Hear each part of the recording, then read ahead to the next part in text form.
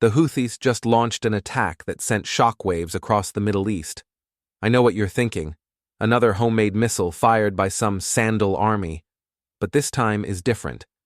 A new hypersonic missile, the Palestine-2, struck several high-value targets inside Israel, forcing millions of civilians to seek shelter in bunkers.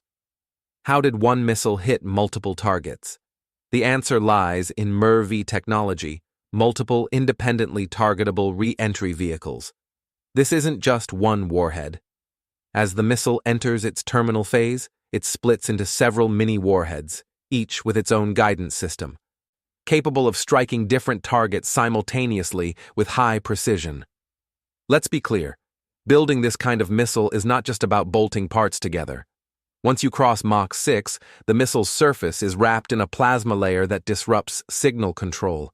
Even worse, at speeds over Mach 4, surface temperatures rise to thousands of degrees Celsius, demanding super-advanced heat-resistant materials. That alone filters out most countries on Earth. So where did the Houthis get this tech? It's almost impossible they made it on their own.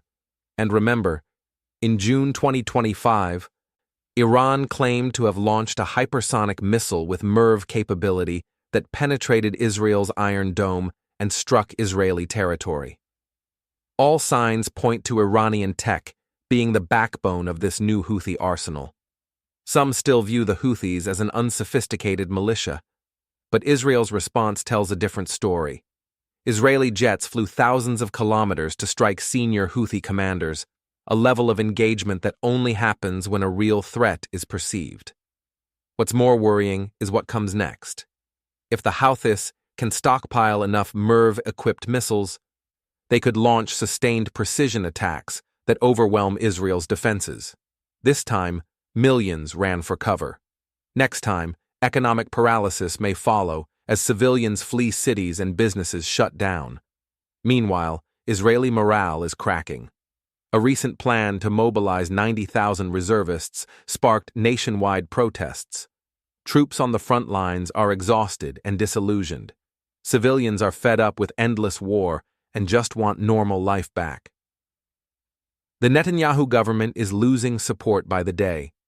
To make matters worse, Israel's decision to bomb Qatar alienated much of the Middle East and parts of Europe. These countries may not support the Houthis directly, but they certainly won't help stop them now. That leaves the Houthis with fewer roadblocks and more room to act. Across Europe, governments are now openly considering recognition of a Palestinian state and sanctions on Israel. And in a shocking shift, Israel, not Iran, is quickly becoming public enemy number one in the region.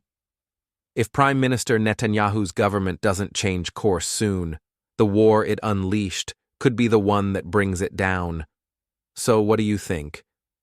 Are the Houthis just a flash in the pan, or the next force to reshape the entire Middle East?